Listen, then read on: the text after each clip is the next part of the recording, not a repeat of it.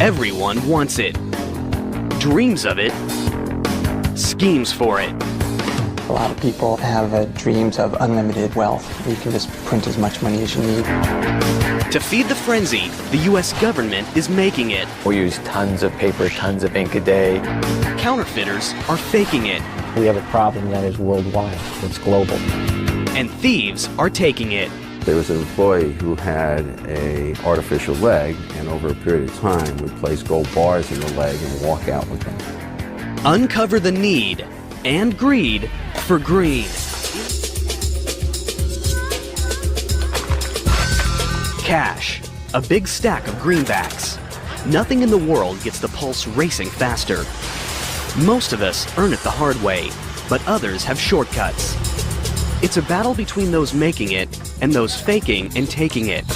And ground zero in this currency combat is the U.S. Mint and the Bureau of Engraving and Printing.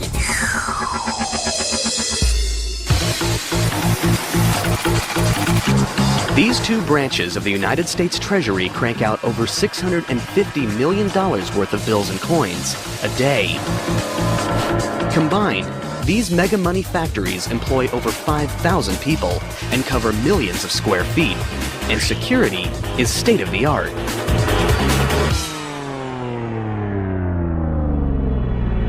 But where there's money, there's trouble. And some just can't resist the temptation to get rich quick. One man dreamed up a scheme so outrageous it would go down as one of the biggest, boldest counterfeiting operations in United States history. His name, Wayne Victor Dennis. His goal, to become a multimillionaire, literally overnight. Now, he's about to reveal his secrets on camera for the first time ever. Well, counterfeiting has always been kind of a dream way in the back of my mind. I think a lot of people have dreams of unlimited wealth, where you can just print as much money as you need. 1991, Wayne Victor Dennis sets his plan in motion. The first step? It takes money to make money. So Dennis empties his savings accounts and borrows whatever he doesn't have to pull together his target budget of $50,000. Next, he contemplates what denomination to counterfeit. I chose $20 bills because hundreds get scrutinized too easy. 20s, I know that people just accept them like they're nothing. They'll just take them and throw them in their cash register drawer. First, Dennis needs a place to print the counterfeit bills. He rents a house from his uncle in South Florida. He soundproofs a secret room, then moves in a 750-pound offset press that he picked up from a printing supply house. It's a machine he knows nothing about, but that's not going to stop him now. What was supposed to be a 2-year vocational school, I taught myself in 2 weeks through experimentation. Dennis now begins the plate making. Using a stationary camera, he photographs 4 brand new $20 bills. It's at this stage when Dennis knows he's crossed the point of no return. Once you start photographing the money and you have negatives, then that's when you start getting nervous, because now there's evidence against you. The next step? He needs paper, but not just any paper. It has to have the distinct weight and texture of money. Unfortunately, the only paper that has no watermarks is standard typing paper. Without paper thick enough to pass as cash, Dennis's counterfeiting scheme could be shut down way before payday. But he's persistent. He comes up with an idea, a chemical solution, his own concoction that builds the paper thickness to 24 pounds, the weight of real currency. Now, what about the ink? I had to figure out some way to get that paper colored green like currency. But the color of money isn't easy. The wrong shade could send him to the slammer. Dennis is determined, though, to get it right, so he takes his biggest risk yet. He actually cuts off the corner of a real bill and sends the tiny sample to an ink manufacturer. A bold move that could be his biggest mistake. And I figured Secret Service would be knocking on my door right shortly thereafter. Days go by. Dennis's mind races with fear. Will the ink or the feds arrive at his doorstep? To his relief, it's the ink. and the perfect shade of green. Dennis is ready to roll. The toughest part, getting the paper to look and feel real, was accomplished, and I was very excited, and I just felt I was rich. But surprisingly, not every greenback off the press is a masterpiece. There are smudges, double prints, misprints. There's plenty of trial and error, because one error will send him straight to trial and jail. Dennis needs the bills to be perfect. I had probably about $250,000 of wasted counterfeit before it started looking very spendable. Once they pass his scrutiny, Dennis goes for the jackpot and prints up million after million in bogus $20 bills. And eventually, one by one, then 20 by 20, then hundreds of bills start pouring out, each more perfect than the last. He tallies up his production, $11,750,000. The short answer to what it feels like is to watch $100,000 a minute come out of the printing press is very exciting. It comes out so fast it looks like a blur. And that's a lot of money. It's the instant rush of becoming an instant millionaire. But the cash isn't ready to spend just yet. The bills need to look worn. The solution? That came during laying in bed before sleep. I would think of all the intricate details. Dennis creates his own chemical aging process with coffee grinds, starch, and distilled water. And then on a marble tile, wearing surgeon gloves so you don't leave fingerprints, you would ball the money up. Then you'd have to take them back out one at a time in just one sweep with the hot iron on the same marble tile. And that would set the starch, and that would set the wrinkles. Now, after 6 months of non-stop work, Wayne Victor Dennis is ready to cash in. With the assistance of his girlfriend, he takes $100,000 in 20s cross-country on a counterfeit cashing tour. They have a strategy. Stop at fast food restaurants, use their fake 20s to buy a soft drink, and get real cash back. It's one thing to print money in a basement. It's another to pass it off face-to-face. Dennis still remembers their first stop. I can help you. Can I just have a small Coke, please? That's it? That's it. One later, the first one, please. Thank you. Thank you. It was very nerve-wracking. I have to say I had a drop of sweat coming off my forehead. My hands shook like a leaf in the wind, and I handed her the money shaking. She put it in the cash register and gave me back my change. I was still shaking, but it was right then I knew that it was going to work, and I was an instant millionaire. So now I'm $18.88 richer. The success intoxicates Dennis, sending him and his girlfriend on a spree across the country. One thing that I thought was pretty ingenious was to leave some of the counterfeit at grocery stores, throw a little out the window at nighttime so people would find it and they would cash it in places I would never cash it. So therefore the Secret Service couldn't say a pattern. Finally, they pull into the ultimate money mecca, the bright lights and big greed of Las Vegas. I figured if we can pass it in Las Vegas and not get caught, then we can pass it anywhere. Because the change persons in the casinos, that's all they do 8 hours a day is handle money. And it passed quite nicely, about $4,000 an hour. They were able to funnel through the casinos. Dennis and his girlfriend become instant high rollers.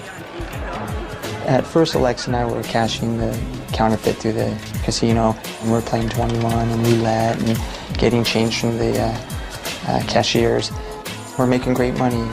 Flush with success and fatigued by the hard work of making millions, Dennis and his girlfriend decide to take a break. So we decided to go upstairs to the mezzanine where they had arcade games. Ironically, it's when they let their guard down that the stakes get their highest yet. Dennis passes off a counterfeit 20 to a teenage employee at an arcade game. She's not experienced with big cash, but she has a nervous habit that's about to expose his entire operation. She was tearing the corners off of all the bills, and when she tore the corner off one of my bills, she noticed it was white inside. I did not put enough alcohol in the ink to bleed it through the paper, so it was white inside. She called security without alerting me. Dennis is immediately backroomed, but he's prepared to face off with the feds.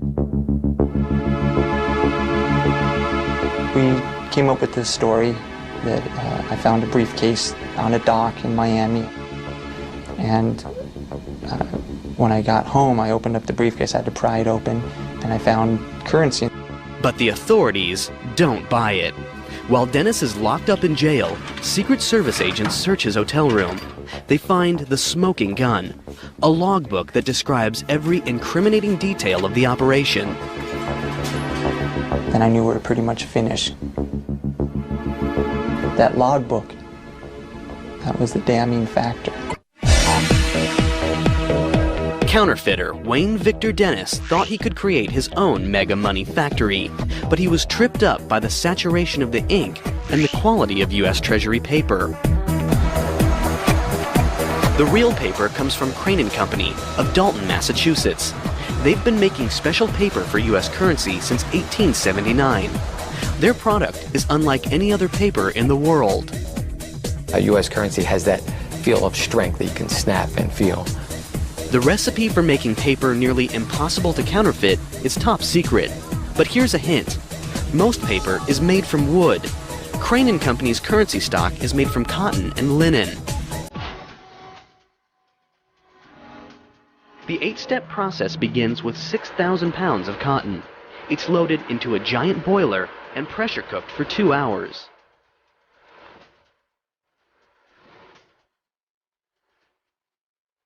Next, this mess is dumped into a massive tub the size of a swimming pool, where it's cleaned and bleached.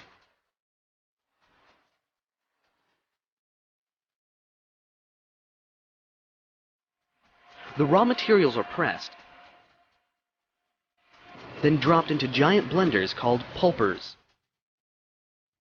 This unique process is what gives real paper money that crisp feel that's nearly impossible to duplicate. The paper makers also add some amazing high-tech secrets we're about to expose. It's all in the inside layer, the same layer that tripped up counterfeiter Wayne Victor Dennis.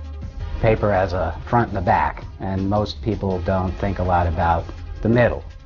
But it's in the middle of the paper that a lot of the technology that contributes to making paper a counterfeit deterrent resides. It's a technique first introduced in 1996, when upper denomination bills got their major makeover. While the pulp is still wet, highly trained specialists tint the pulp, add color fibers, and presidential watermarks. Much of the exact process is top secret, but here's a tip. The fibers are drawn to conform to a wire mesh pattern in the forming process. That image is simply a result of more and less of the very same fiber that constitutes the bulk of the banknote.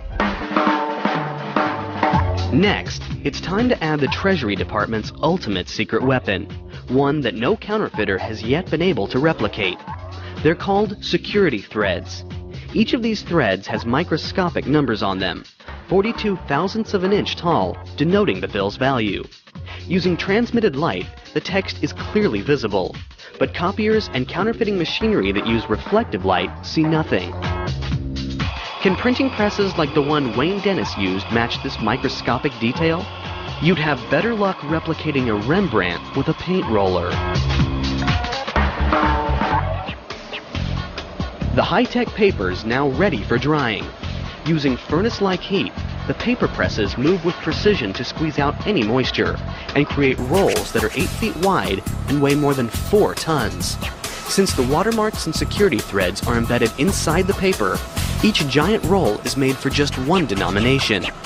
This giant tube looks more like bulky insulation than a big bankroll. But think again. You're looking at $3.5 billion worth of $100 bills in the making. It would be very difficult to counterfeit this. He did a great job in redesigning what the federal government did. This paper's transforming into some serious cash. It's the stage where stakes and security skyrocket.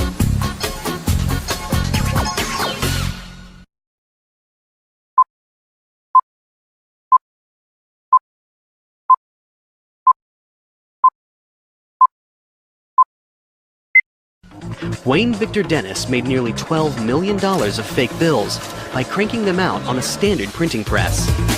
But the real deal? It all happens here in Washington, D.C. at the Bureau of Engraving and Printing's huge money factory. Every step along the way is designed to stop counterfeiters in their tracks. They occupy acres and acres of space, hundreds of thousands of square feet. It's a major operation. Inside, thousands of employees are involved in the money-making process, 24 hours a day, 5 days a week. And security? It's round the clock and never blinks, because working with money can be very tempting. You've worked here at the Bureau for more than 2 or 3 weeks and it still looks like money to you. It's probably not a good job for you. In God we trust might be the motto on money, but at the Bureau, trust is something they take very seriously. From the minute anyone walks through the door, they are searched, scrutinized, and watched by vigilant state-of-the-art security systems. Each morning, as employees arrive for work at the imposing Bureau of Engraving and Printing factory, they must pass through special magnetometers that screen for any hidden weapons. Security is so severe that cameras of any kind are immediately confiscated at the door to prevent would-be counterfeiters from stealing secrets or anything else. Once inside, a complex identification and scanning system tracks employees' movements everywhere they go. Motion detectors and alarms are placed strategically in key locations to prevent unauthorized access.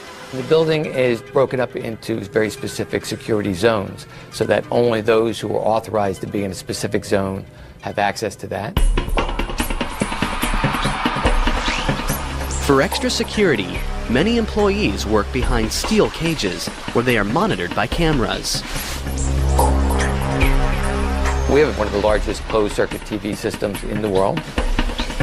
With employees under non-stop surveillance, the Bureau now focuses on their biggest task, thwarting counterfeiters. The high-tech paper is just the beginning. There are 6 steps in engraving and printing, and each one makes the bills harder to copy. It begins with a simple piece of steel that is transformed into a remarkable engraving. It's an old-world craft that takes talent, patience, and experience. All of the Bureau's engravers go through a 10-year apprenticeship, and their final product can take hundreds of hours to complete. For counterfeiters who want to get rich quick, there are no shortcuts. Oh, it takes a very special person to be an engraver, I think. It would drive most people mad, sitting here hovering 3 inches above a piece of steel, just making one tiny little dot at a time. And what are the images? There are presidential portraits, but there also have been some unusual and perhaps unexpected images. Let's take a look at the $1 bill and break down the design. There's the famous pyramid with the eye. It's a Masonic symbol. Many founding fathers were Masons. The pyramid's unfinished, which represents the nation in its early stages. And the eye? For the Masons, this refers to the all-seeing eye of God. And what about the $sign itself? This symbol has been linked to everything from the serpent cross to the astrological symbol for the planet Mercury. And the eagle? It's said to represent Congress. In the right talon, it grasps 13 arrows, and in the left, an olive branch with 13 leaves and 13 berries. This represents the power of Congress to lead us into war or peace. One of the more recent design additions is causing enough controversy to make it to the courtroom. Back in 1955, Congress passed a law requiring the inscription, "In God We Trust," to be added to the US dollar.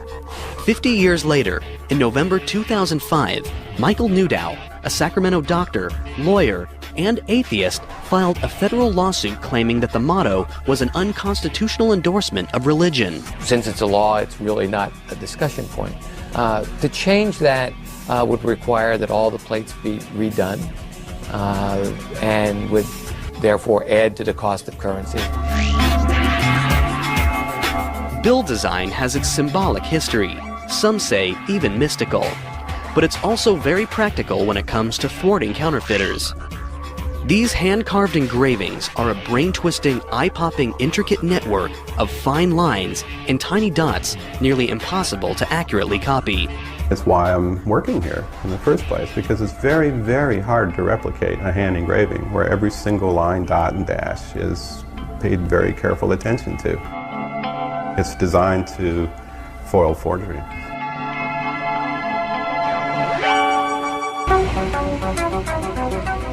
With the printing plates ready, the job moves from skilled human hands to hardcore machinery, the Bureau's massive printer called the Simultan.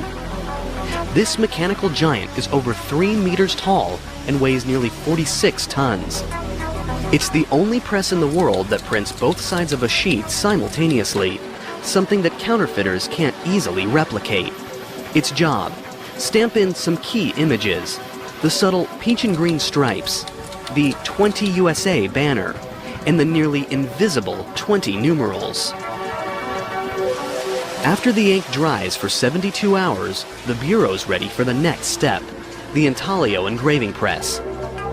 It literally pushes the paper into the ink-filled grooves of the plate. It's the process that gives money that raised look and feel that's so hard to copy, something no color copier in the world can accomplish. The intaglio press prints one side at a time. The back side is first, the green back side. It needs another full 3 days to dry, or else. And you can see how running your finger across it with just a little pressure will move the raised ink off and smudge it pretty good.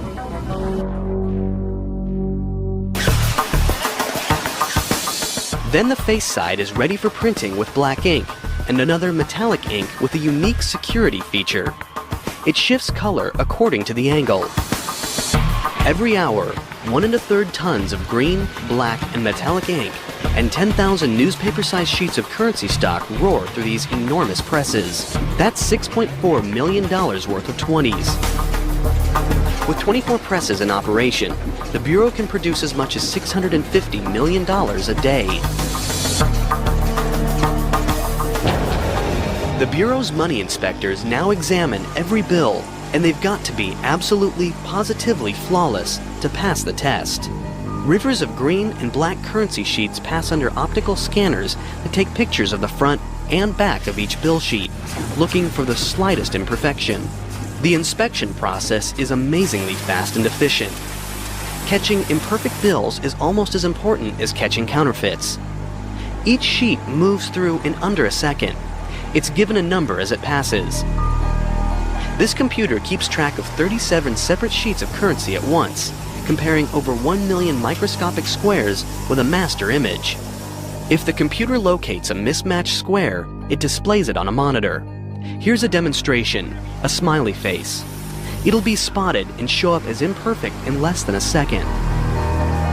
Imperfect bills are so rare in the general circulation that they are automatically collectibles, sometimes fetching thousands of times their face value. For example, in 2003, a flawed 20 sold online for $10,000. We find it odd that people would want to collect our mistakes.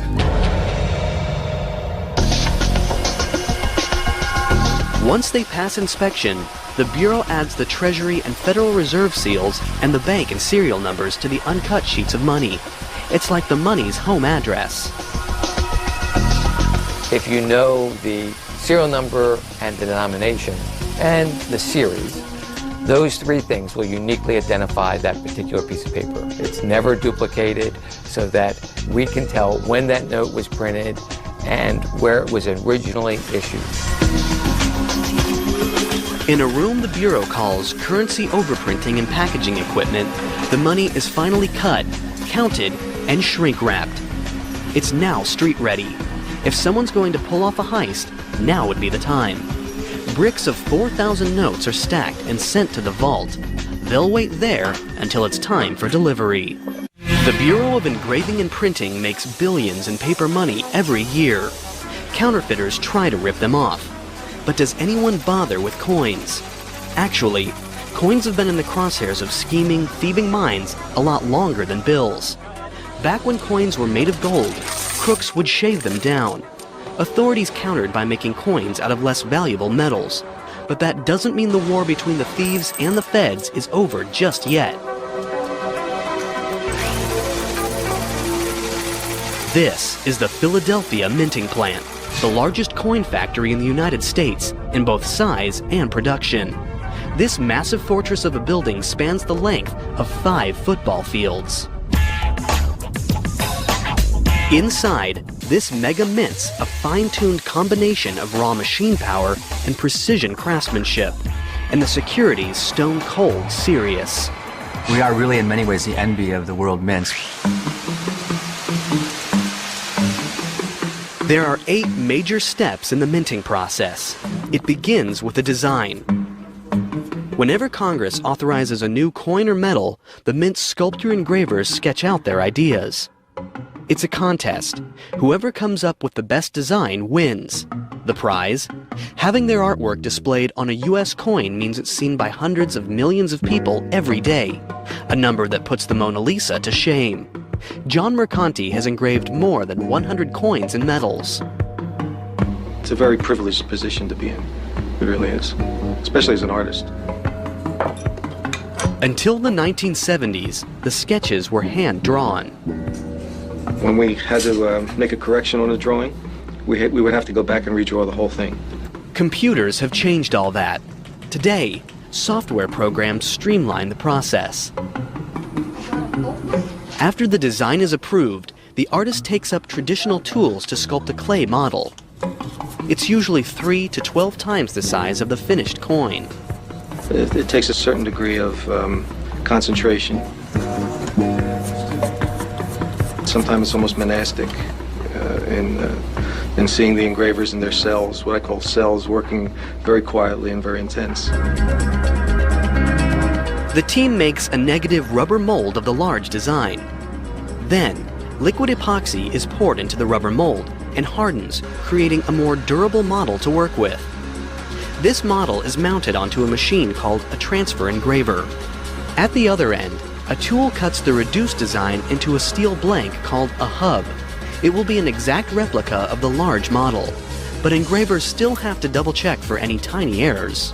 This is the only place in the world where you'll see a bunch of grown adults standing around a table completely frustrated over a little piece of metal that's the size of a quarter that just doesn't quite look the way they want it.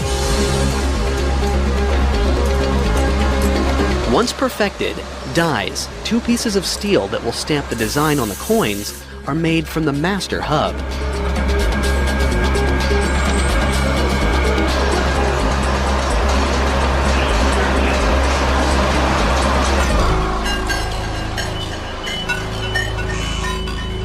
Then, raw machine power takes over. Every day, inside this massive room, monster machines consume thousands of tons of 13 by 1,500-foot metal strips of copper and nickel alloy, and every hour punch out round blanks by the thousands. The blanks are softened in these towering annealing furnaces, and then run through a washer and dryer. Next, giant upsetting mills exert tons of pressure on the softened blanks, squeezing up rimmed edges. Finally, huge coining presses stamp the long-awaited images on the coins, 750 strikes per minute, with nearly 100 tons of force.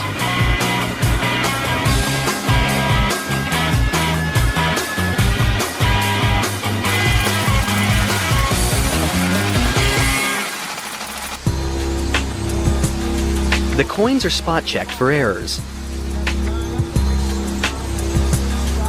And once they're clear to go, colossal counting machines drop them into vault bags.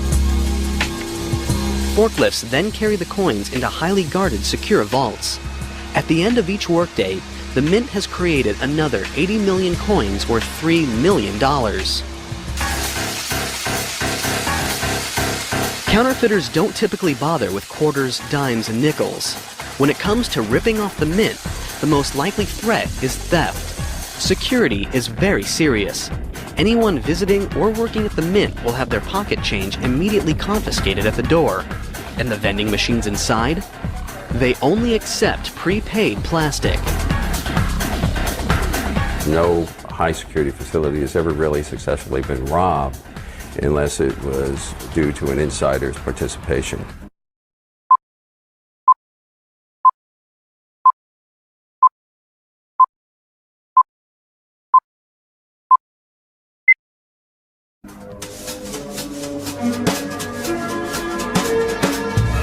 Over the years, the Mint has witnessed some of the strangest inside theft jobs ever. For example, there was Orville Harrington. In 1920, he was a $4 a day worker who couldn't resist the temptation. He took advantage of a unique personal attribute, a hollow wooden leg. It was the ideal place for hiding bars of gold. Over several months, he managed to hide and steal 53 bars. The value at that time? $80,000. The value today? $750,000.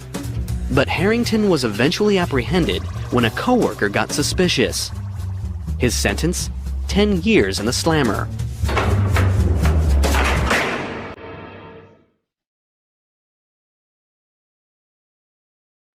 In the late 70s, the New York Mint was the target of an even more bizarre robbery. That facility actually refined gold. So you would see gold in all different states of finish in 7-ounce bars, in just bulk little clumps, and in BB type size. So it was all over the place. It looked like Willy Wonka chocolate factory for gold. An employee came up with a deviously simple scheme that took advantage of a weakness in security checks. His key attribute was his height, and all he needed was a newspaper. He wrapped up gold dust in little bags, then rolled a newspaper up to cover it. He was about 6'7". When he would leave, he would stand with his newspaper in his hand and raise his hand straight up over his head in order so the guards could search him very easily. And unfortunately, none of the guards were as tall as he, and so they could never reach his hand. You're clean. Have a good one. You bet. Thanks. Today, it takes more than wooden legs and wrapped up newspapers to steal from these highly guarded facilities. They've got their own armed police force whose job is to protect over $100 billion in gold, silver, and coins. The Mint police go through vigorous training, including SWAT and anti-terror measures. The bottom line is preventing crooks from getting inside in the first place. Working around money means you have to make sure that the people are honest. And before they're hired, we make sure we check them thoroughly. And make no mistake, at the Mint, everything gets checked, from backgrounds to back pockets. The Bureau of Engraving and Printing and the United States Mint. Together, they're a powerhouse money-making plant, churning out millions by the hour. But they're not the only ones. Around the world, underground counterfeit cash factories are giving them a run for their money, literally. It's a major problem, a threat to the United States economy, and the stakes couldn't be higher. Historically, the United States has always been a nation where people believed they could get rich quick. But that dream has had a dark side.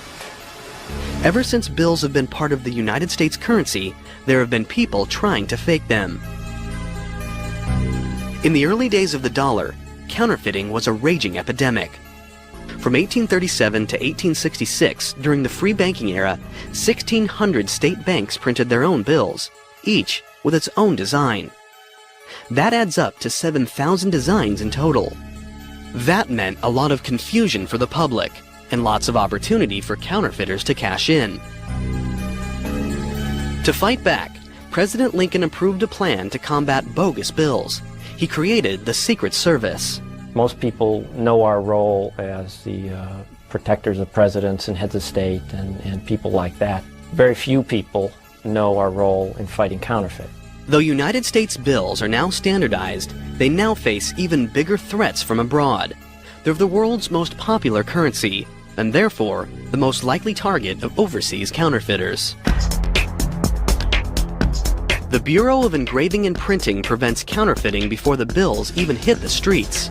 But once they're out, it's up to the Secret Service to catch counterfeiters.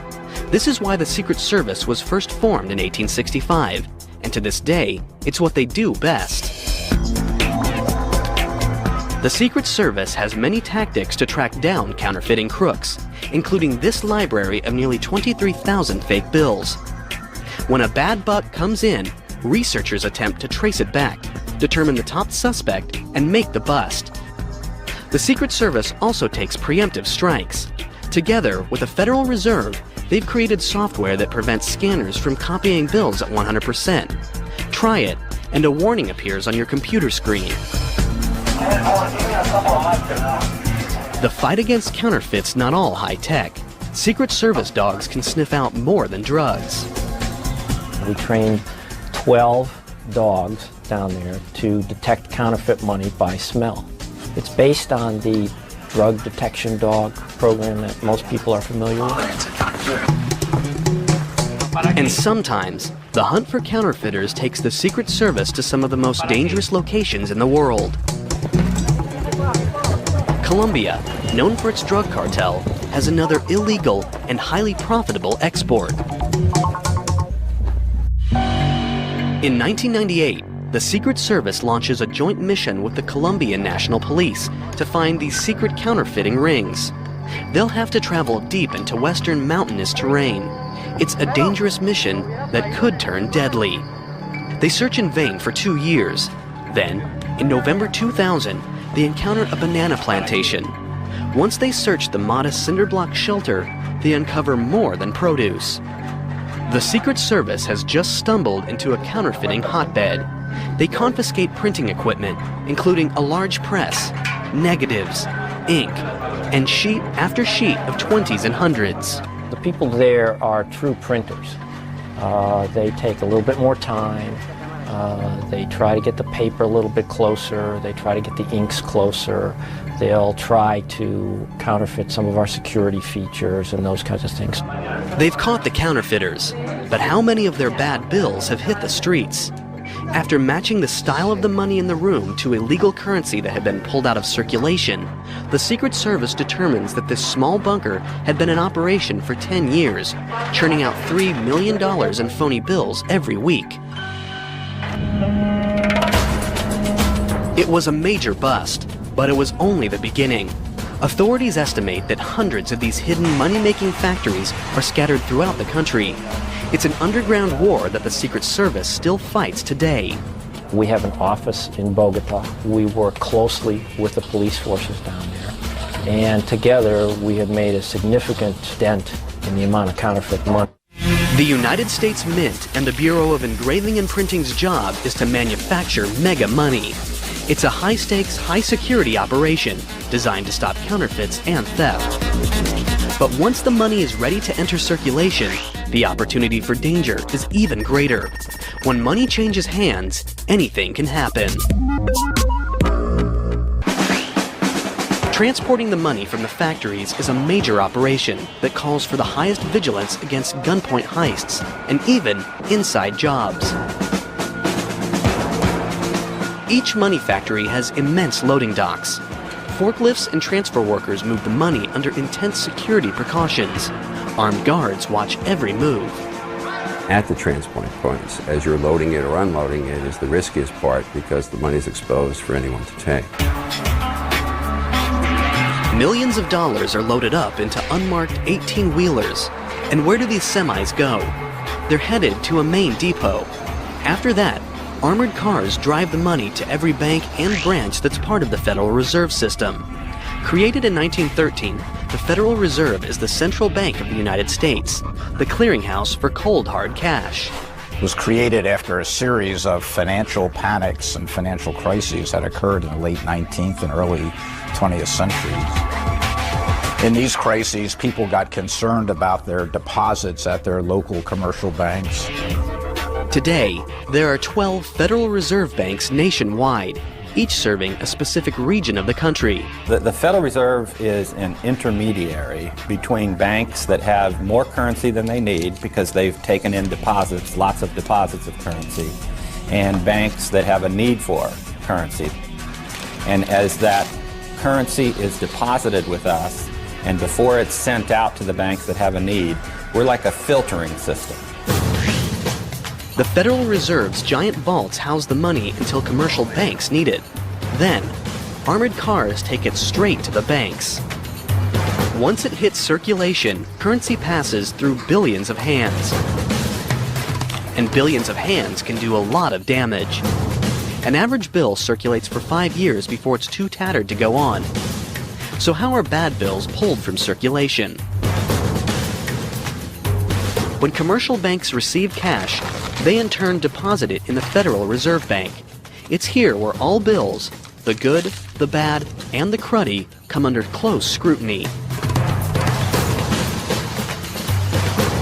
All 12 of the reserve banks have high-speed computer-controlled machines that count 40 bills a second, examining them with specially designed sensors to search for dirt, graffiti, and possible counterfeits.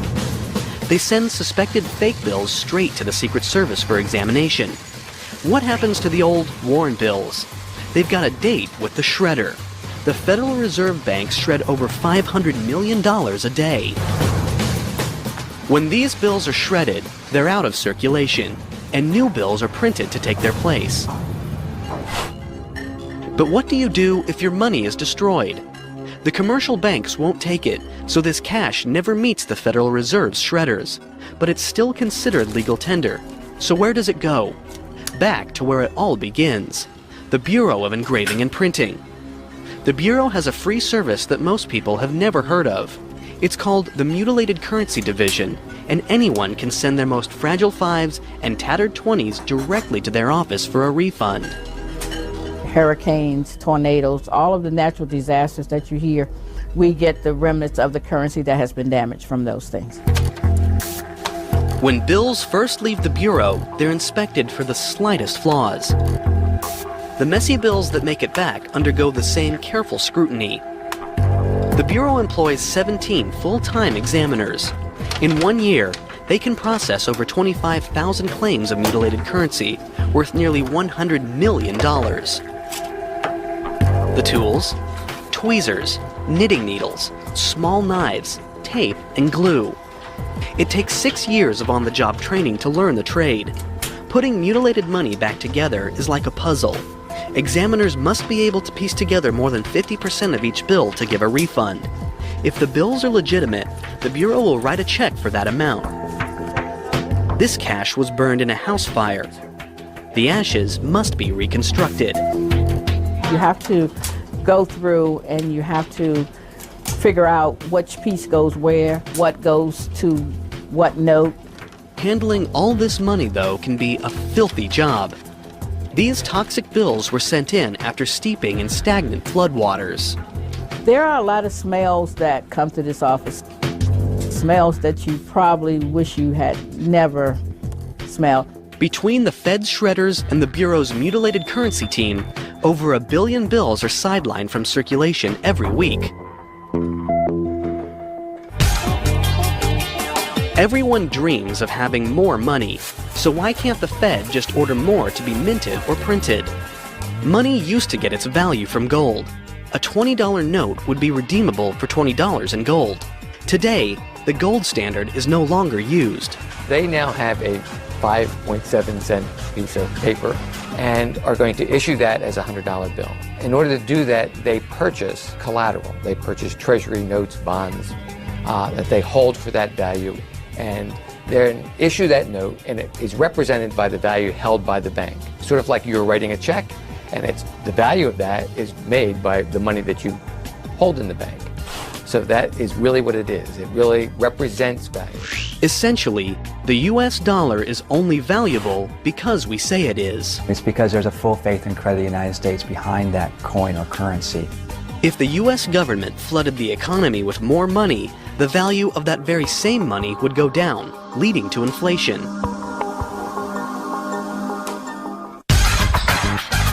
Today, cash is increasingly replaced by electronic credit and debit. Is there a bleak future for money factories? Some people want to clip a branch of the money tree for good. The penny, many argue, is quickly becoming obsolete. Others, however, believe the penny is an important icon we can't afford to lose. An organization that fights for the penny, Americans for Common Sense, was established in 1990 to educate Congress on the need to keep the penny.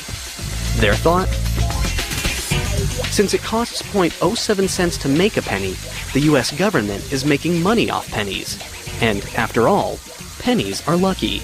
Well, we're all small and we saw a penny on the ground and we picked it up. Or maybe it's one of those issues where when you look at a penny, you realize good things come in small packages, that there's the small things in life which are wonderful.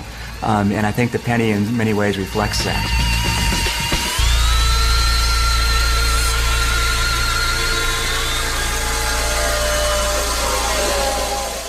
As long as there's the need to buy and sell, there's a need for money factories.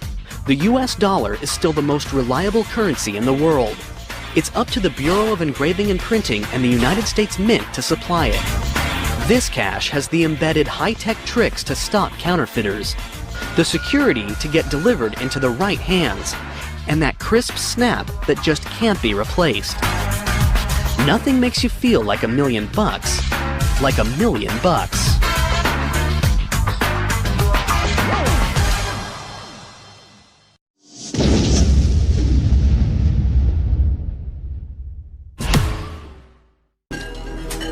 Hurricanes, tornadoes, all of the natural disasters that you hear, we get the remnants of the currency that has been damaged from those things. When bills first leave the Bureau, they're inspected for the slightest flaws. The messy bills that make it back undergo the same careful scrutiny. The Bureau employs 17 full-time examiners. In 1 year, they can process over 25,000 claims of mutilated currency, worth nearly $100 million. The tools? Tweezers, knitting needles, small knives, tape, and glue. It takes 6 years of on-the-job training to learn the trade. Putting mutilated money back together is like a puzzle. Examiners must be able to piece together more than 50% of each bill to give a refund. If the bills are legitimate, the Bureau will write a check for that amount. This cash was burned in a house fire. The ashes must be reconstructed. You have to go through and you have to figure out which piece goes where, what goes to what note. Handling all this money, though, can be a filthy job. These toxic bills were sent in after steeping in stagnant floodwaters. There are a lot of smells that come to this office. Smells that you probably wish you had never smelled. Between the Fed's shredders and the Bureau's mutilated currency team, over 1 billion bills are sidelined from circulation every week. Everyone dreams of having more money, so why can't the Fed just order more to be minted or printed? Money used to get its value from gold. A $20 note would be redeemable for $20 in gold.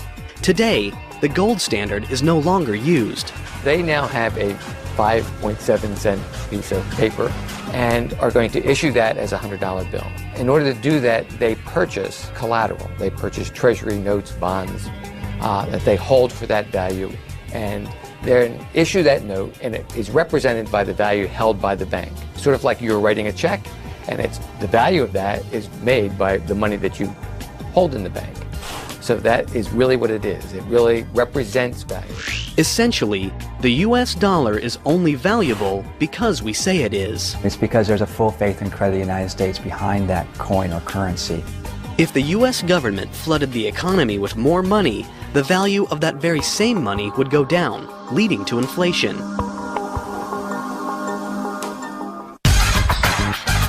Today, cash is increasingly replaced by electronic credit and debit. Is there a bleak future for money factories? Some people want to clip a branch of the money tree, for good. The penny, many argue, is quickly becoming obsolete.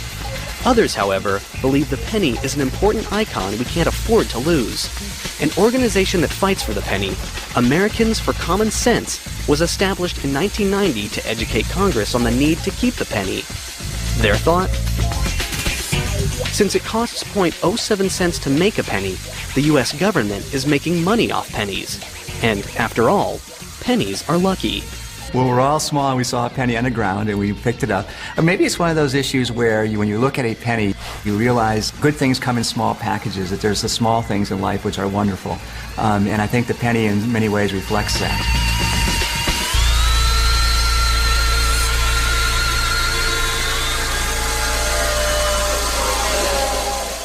As long as there's the need to buy and sell, there's a need for money factories. The US dollar is still the most reliable currency in the world. It's up to the Bureau of Engraving and Printing and the United States Mint to supply it. This cash has the embedded high-tech tricks to stop counterfeiters, the security to get delivered into the right hands, and that crisp snap that just can't be replaced. Nothing makes you feel like $1 million like $1 million.